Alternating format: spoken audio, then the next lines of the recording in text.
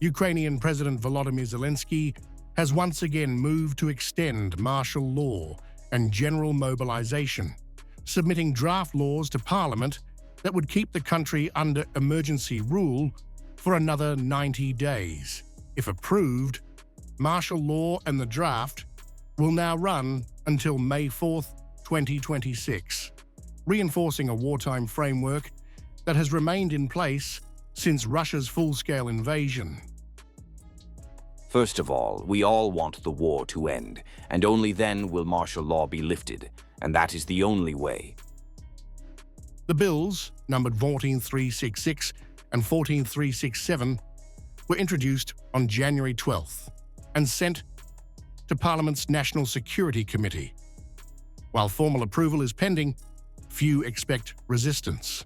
But critics argue the repeated extensions are less about security and more about consolidating power under prolonged emergency rule.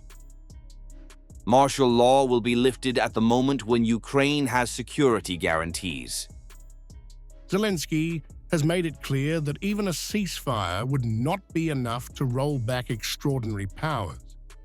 Without binding security guarantees, he says, Ukraine cannot recognize the war as over, a position that effectively rules out any near-term demobilization or political normalization.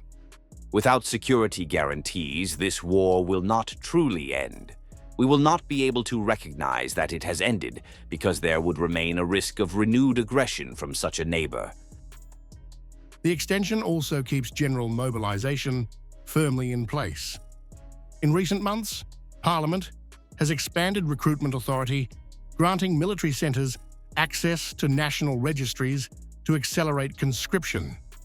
Supporters call it necessity. Critics warn it tightens state control over a war-weary population.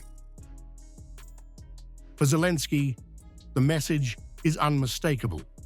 Emergency powers stay, mobilization continues, and political life remains suspended indefinitely. As Kyiv prepares Ukrainians for what appears to be a long war ahead, questions are growing over whether martial law has become not just a wartime tool, but a permanent instrument of control.